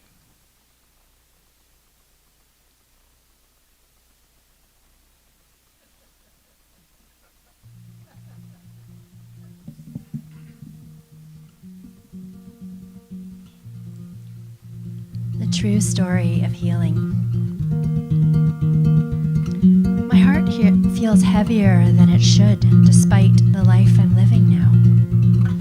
The beautiful and healthy body I am in, the two incredible children I am mothering, finding the man who is the love of my life, living in such a beautiful part of the world without war and strife. Then why, I must inquire, does my heart feel like it's weighted down with stones being dropped into the deepest, darkest, blackest hole? A sinking weight compressing my chest, all I know to do is resist the suffocating, unbearable weight of existence. clinging to the edge of this chasm, the pain of fingers ripping, gripping, slipping along jagged rocks continues to be internalized and swallowed down, absorbed through every pore, slowly over lifetimes, to be sure. Buried deep enough in my cells that the pain and fear manifest slowly and variably, toxically and mentally, somatically and emotionally. Too much pain to bear. I'm scared. And then, so very silently and so easy to dismiss, a whisper of soul light calls me to surrender, to be squeezed like a sea sponge, to let my grief be wrung out through every pore of my entire being. Why suddenly now am I ready to stop running? Because it's safe. I'm safe. The coast is clear. The terrorizing has ended. It's quiet. No enemy is coming back by foot, bursting through the door to startle me. I am safe. So now what? I'm safe to fully feel. It's time for my body to settle, my nervous system to update. Will my heart let out a deep sigh of relief and feel the grief of 1,000 years buried in the chambers? I know it's time to open the windows and let the stale story out. I am safe, so now what? Take stock. Look around. Assess the damage. Pick up the broken pieces. Get the gold paint.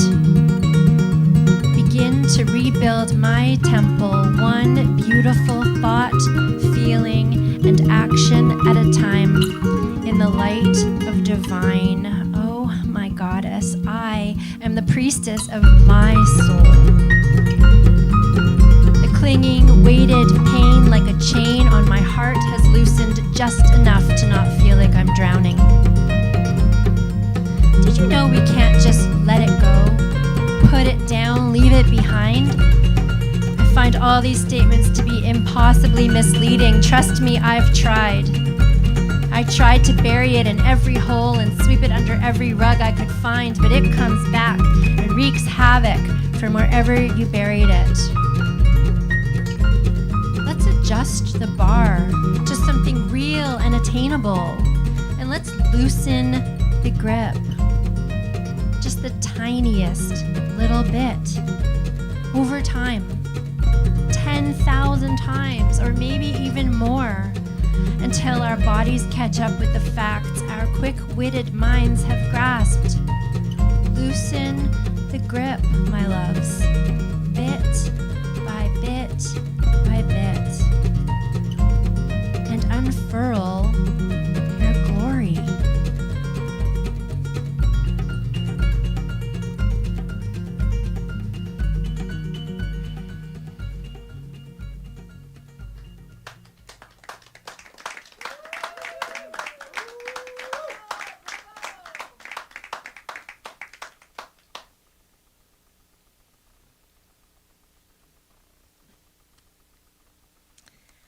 I haven't shared this poem at an event yet, but I love it so much, and it's called The Warm Spring Air, which it's been feeling like that, like I'm getting the memory of what it's like, so I just wanted to share this poem. The warm spring air with scents of sweetness stirs my soul in ways I had forgotten. In the ways of joy, in the ways of beauty, in the ways of effortless peace, glorious guideposts on this beautiful, bountiful lover earth. In the days of dark when we went deep, it was an inward journey every day to face my shadows in new ways as they bounced at me in numbers many upon the walls of my soul. And looking back over the last 6 months, I learned to cultivate more faith and hope and trust and love to meet each shadow that came for me with more awareness and new understanding. And that time in the dark when my soul was dreaming, my unique I, was tilling the soil of my soul with new thoughts and feelings. Those I had cultivated through my hard inner work were the fertilizer for the seeds I was planting in the deep, dark earth. And now the days are warm and my strengthened soul awakens to unite with the world. A foreign feeling after so much time to look out into the world and feel and hear and see and smell and taste the divine. The darkness now is just a dream, a hazy, shady memory, but knowing how things come to be, it will return with the falling leaves. My trusty lantern that lit my way, I hang on a hook for a later day. My experience tells me I'll need it once more when the path gets dark and the guideposts are gone.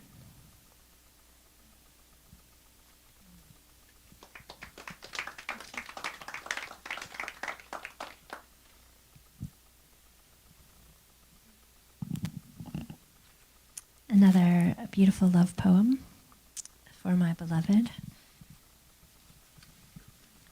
Again, this poem I feel really speaks to the feminine's desire to feel safe, and that safety allows her to blossom into all her glory, whatever that is for her. And I've been seeing that. I've experienced it personally, and I see it now as kind of an understood thing, that the masculine's presence that provides safety is a true gift. So this is called A Poem for My Beloved, Scott. I sit here on my couch, early morning sun shining through my window, my heart swelling and expanding in thoughts of love for you. For the blessed way you stay steady and loving when my light gets dim, when the demons knock me off my throne and my crown goes tumbling under the bed, lost in cobwebs of shame, you remain. A loving presence, without a hint of distaste, without a drop of impatience, without an expectation that I must be anywhere other than here and anyone other than me. This that you offer, my love, in case you don't realize, is everything to me. Everything.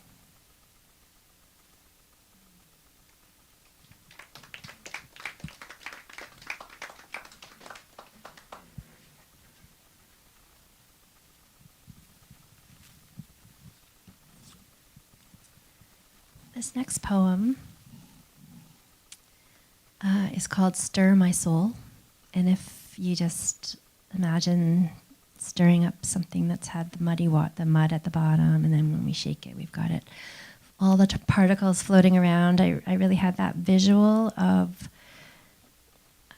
this deep well of my soul, and that there were still some things down there that I was afraid to look at, and they were bringing sadness and dissatisfaction into my life, and that I had enough love for myself and enough compassion for whatever that darkness was, that I was calling it up so that I could look at it and love it. And I truly feel like that is what the world is asking us all to be doing, that this atrocious collective shadow is a sign like we all have these bits that we need to be shining the light at and loving more, not shaming more, but loving more, loving, loving, loving. So this poem speaks to that on the individual level, but I believe it applies on every level. And I would love to invite Tatiana back out.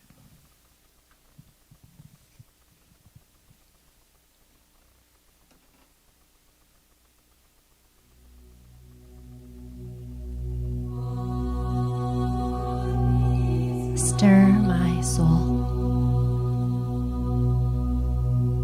Stir my soul. Even if the top layer is smiling and filled with reasons to shine, life triggers a rumbling in the swamp of my soul. Stones I have not wanted to upturn hide pains silent in the dark, decaying mud. Stir my soul. It's not possible to only identify with the sun-soaked blossoms at my surface, one fraction of my essence, when there is so much more to make peace with. Stir my soul. Bring the untapped, difficult-to-reach parts to the surface. I'm not afraid to feel them anymore. My heart is big enough. My love for myself is strong enough now to hold it, as painful as it is. Stir my soul.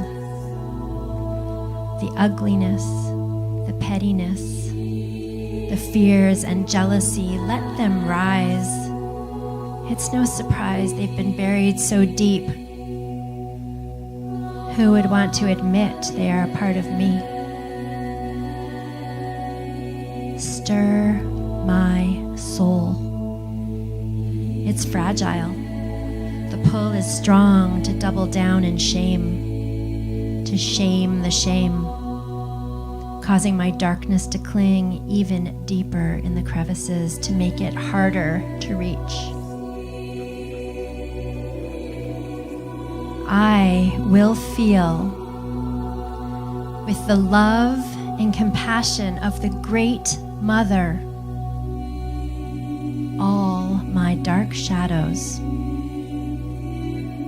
until they are safely alchemized and I set my soul free.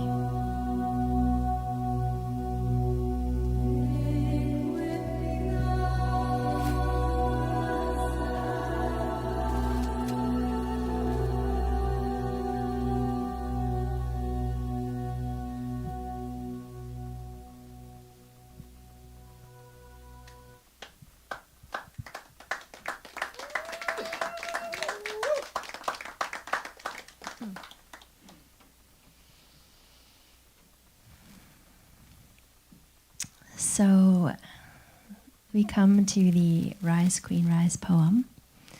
And it's true, the story Scott said, and how right before I broke my second toe, I wrote this poem like I lived the victim story for so long. And when you live it for so long, it's so easy to find reasons why it's justifiable.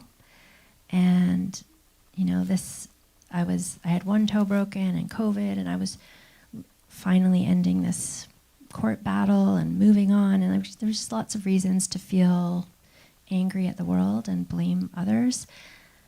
And I knew that I had this victim pattern, and I was just trying to rise above it. And earlier in the week, I had written this little tiny poem, and I feel like I now like to put it right before Rise, Queen, Rise, because they just go beautifully together. And I called it "The Victim Isn't Done Being Me." And I really felt that. Like, I was done being the victim, but like it wasn't done yet. And then, you know, I got this perfect lesson to test me. Like, are you done? Are you ready to rise?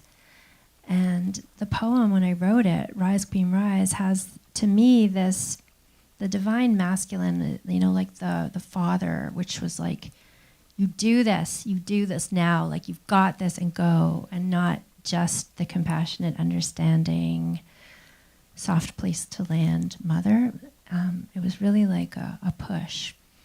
And I was trying to cheerlead myself along. So I'll start with the first poem, and then I'll share Rise, Queen, Rise. The victim isn't done being me. Sad tales at high velocity. Time for a change. Time for the queen. Time for the priestess who remembers where she's been. Rise, queen, rise. It's no surprise that the prize of becoming royalty comes with defeating the demon morning, noon, and evening, ongoing for however long it takes to overcome helpless maiden begging for saving. Rise, queen, rise. I know you're weary from the battlefield. You thought you had to fight for your worth, but you don't. You have to surrender to it. White flag rising. No more proving and justifying it is what it is and I am what I am, so any other decision is futile. Put away the wordy weapons of mass destruction and claim your throne. The threshold is unassuming, yet all-consuming. It's at the edge of your heart, past your mind, beyond the words, straight into the divine. Follow the signs. Go past old story and turn into what is. It's in the subtlest moment and the grandest gesture.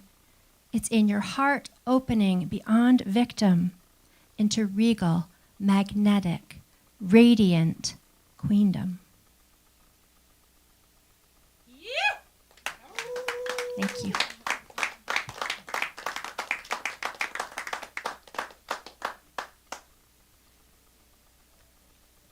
Thank you.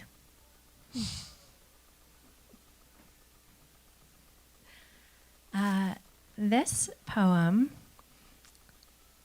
that guy over there with the phone, he asked me to write a poem.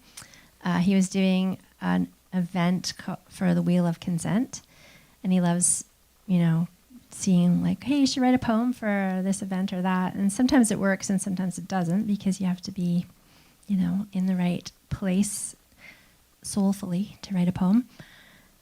So when he said to me, you should write a poem like for this consent workshop, I got kind of triggered and annoyed, because I'm like, I didn't grow up in a consent culture. Like, I don't know what the fuck to write about. How am I supposed to write about that? And so I wrote a poem called I Did Not Grow Up in a Consent Culture. And it was very satisfying. So I'll dedicate it to all of you who did not grow up in a consent culture. I did not grow up in a consent culture. I grew up in a slut-shaming, reckless behaving, give-it-awaying, game-playing, self-betraying, super degrading kind of culture. I did not grow up in a know your wants, speak your needs, strong boundaries, say no with confidence and self-respect, personal strength kind of culture. I grew up in the Me Too before everyone had confirmed that it was me and you and you and you and you kind of culture. I grew up in the poked and prodded days, from doctors to strangers to boys in my grade, the doing it just to do it days, the here's my body, take it ways, the fake it and never make it days. No, I did not grow up in a consent culture. I grew up in the cajoling days, ignoring my no days, not knowing there was a fuck yes days. I grew up in the lack of self-worth days, the shove it under the rug days and hope it goes away days, the never heard of red flags days, the speaking your needs is needy days, the saying no will hurt his feelings days, the easygoing girls are best days. No, I definitely did not grow up in a consent culture. But now I'm in the healing days, the learning new ways days, the heartfelt revealing days, the connecting to my needs days, the letting go of shame days, and the it's never too late to start days. I live in a healing culture now, calling all the pieces back home kind of days, learning to live in my authentic, soulful expression kind of ways.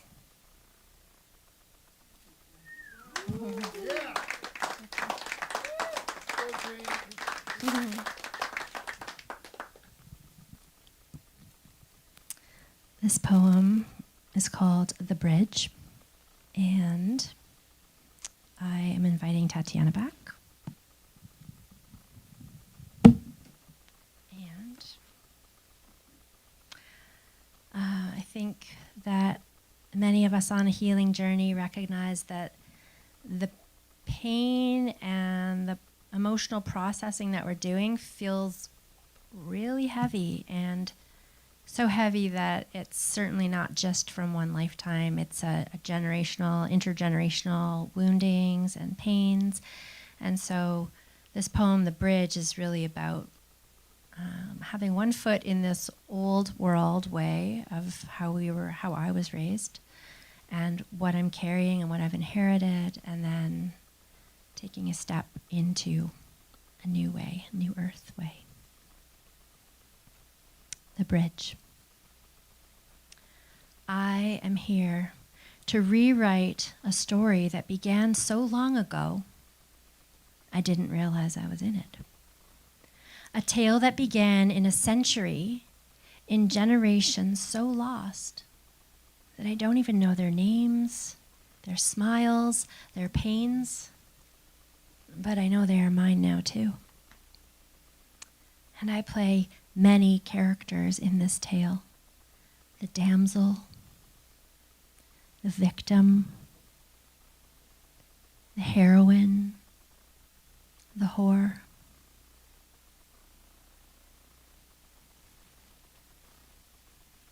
But more important than any of these roles, I am the bridge that spans lifetimes before me of intuitive memory, of repressed voice, of closed throat, of silent tears, of terrorizing fears, of not enough, of too much, of clenched jaw, of stifled rage, of loneliness, emptiness, and grief, of unbearable pain that had nowhere to go but down into the guts, the bones, the marrow, the cells, the tissue. I am the bridge that will face these issues. And I see that when I pull the thread, what begins to unravel is 1,000 years of unprocessed pain and shame. And I am here with a mission to feel it, honor it, love it, forgive it, and free it, so it may become healed and integrated. As the bridge, the souls before me may ride delicately upon my back, for they did everything in their power to support me. And the souls ahead of me may look back with love and admiration over this bridge and see the painful fear that was transmuted into a sea of love, and feel stronger for knowing that they come from a lineage of women who heard the call to rise. And because of this, each soul will finally be able to feel freely.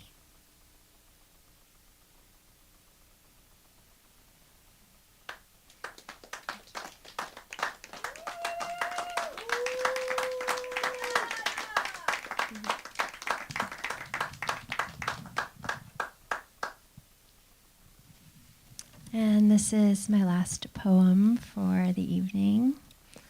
And another observation on the healing journey is, again, that we get to face the wounds again and again as we get to revisit them and see how far we've come, and what used to be a trigger perhaps is less of a trigger next time we come around to it. Perhaps we have a bit more love and compassion for ourselves next time that little sore spot is touched.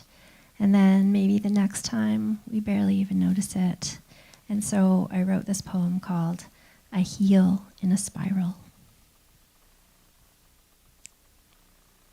I heal in a spiral, ascending slowly to heaven. I heal in a spiral, giving me opportunity to revisit the same wounds with a fresh perspective. I heal in a spiral to lovingly see how far I've come. I heal in a spiral because it is much stronger than one straight line. I heal in a spiral to be certain that my hard-won lessons have created true inner strength.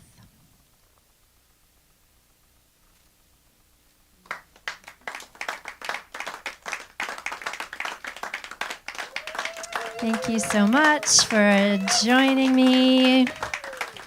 It's an honor, and I really appreciate seeing faces in the crowd that I know, and small but mighty. Thank you.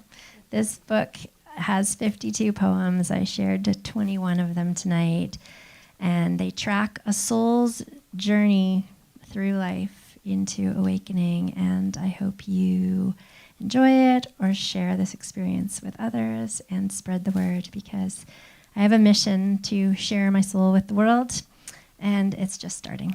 So thank you so much. Mwah.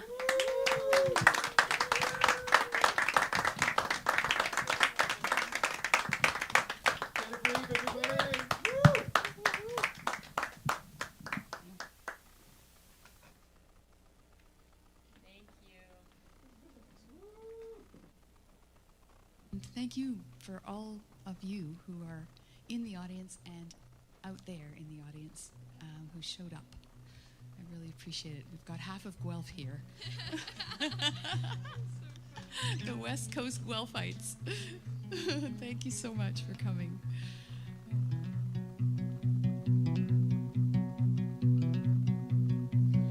Hold me down, hold me down. My body's losing ground. Pull me in till I am found. I'm a wild, wild wind, and I'm howling higher, halfway skybound.